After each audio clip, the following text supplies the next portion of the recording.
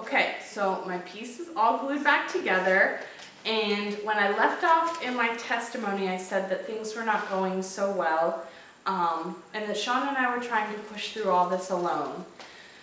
We kind of felt like it was a secret pain, almost like we were ashamed or embarrassed. At the time, we didn't have a home church, so there wasn't a whole lot of help that came that way. And I didn't know anyone personally that had gone through this. It seemed like everyone we knew was getting pregnant like that. So it wasn't until we made the decision to visit a fertility clinic that we also decided to tell our families. We sat our parents down, had a long discussion, and just let go. And looking back now, I start humming "Jesus Take the Wheel" by Carrie Underwood. And you past-minded people might have already realized something that I didn't get until 5 years later after my kids were born. God was trying to teach me something. He was trying to teach me to trust Him, to let go and give Him control. Because I had it all planned out. I knew exactly the way my life was going to be. But that was my plan, not God's plan. And the last thing I want to tell you is it all happens for a reason. Don't you hate that phrase? Like, really? This is happening to me for a reason? God is doing this to me on purpose? Really? It's not very comforting when you're in the trenches. What I like better is this problem will find its place. Maybe it's not even your lesson. Maybe there's someone else watching you through your struggle and has been inspired by you, your grace, your determination, something that you are doing in the midst of your hardship is giving someone else hope. Maybe something happened in your past that shaped how you are today. Those childhood memories changed your priorities or how you view life. This struggle, this chaos, this season of life won't last forever. But if we carry each other through the hard times, if we lean on each other for support, we may eventually find that we come through the fire stronger than before. This problem has a place in your story. You just not be able to see it yet. We don't see it because we're still gluing the pieces back together. So, are you ready for the fun part now? Some of you are going to have fewer pieces to glue together, like I only had 3 pieces. Some of you may have shattered your piece and have a dozen pieces to glue back together.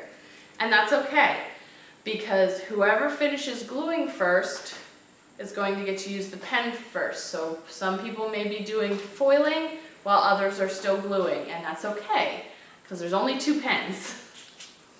So there's 2 pens for you to choose from.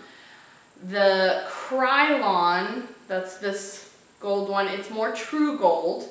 The Rust-Oleum one is more bronze gold, a little darker. So you get to pick which one you want.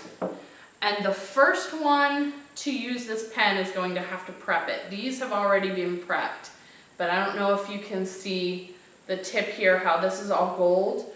When you first open it, this is going to be white, okay? And you're going to need to press it down, put the cap on, shake it a little bit to get it ready to go. And then you'll press it down and you'll see some of the gold start coming out, okay? So that's what when you're all done, it's gonna look like this. It's gonna have that gold in the tip. And now you take that gold and you find all your little cracks and you start tracing.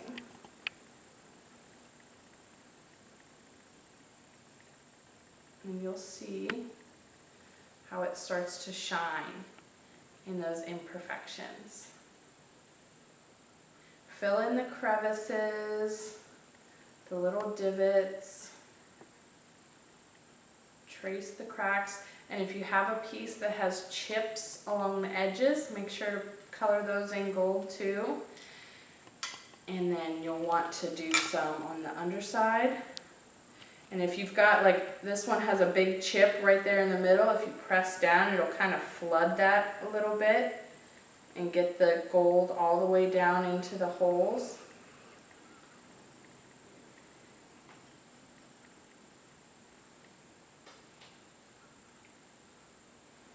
Just kind of follow your cracks and get it all done. And when it's done, it's going to look something like this. And you can see with this piece, I didn't put all of the pieces back in because this one I pulverized.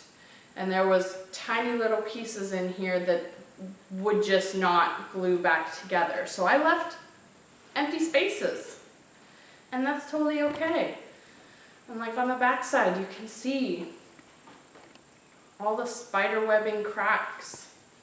And like this little crack here, it wasn't fully broken there, but there was a crack, so I painted it gold. And then once you're done with the gold foil, once your piece is done, you just pass it on to the next person who's ready for it. Okay? So some of you may be wondering how this craft connects to my testimony and the verses I read you earlier.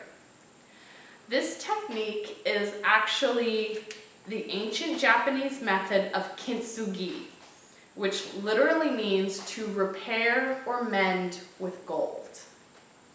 You see, the Japanese believe that if something has history, then it has value. It has a story to tell.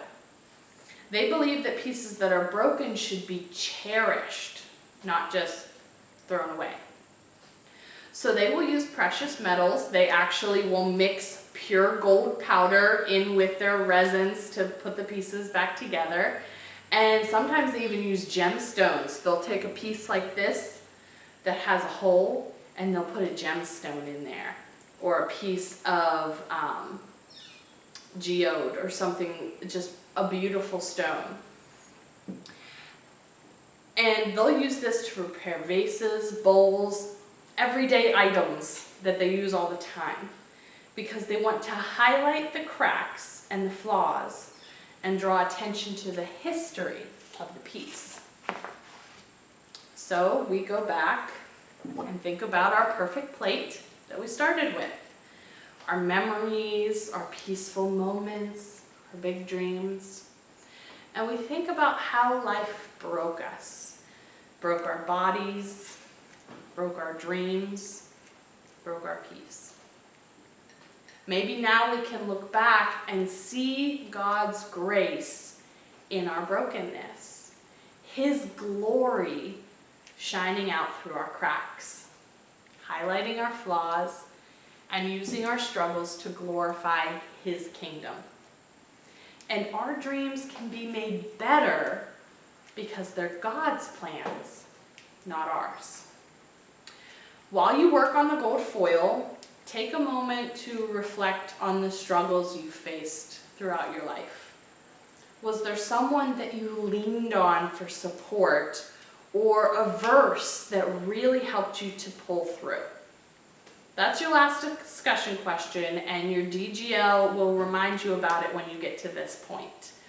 I hope now that you can see how gracefully broken we all are. Thank you so much. I hope you enjoyed my demonstration. At this time, you'll be moving over to where your host has the craft area set up. Enjoy!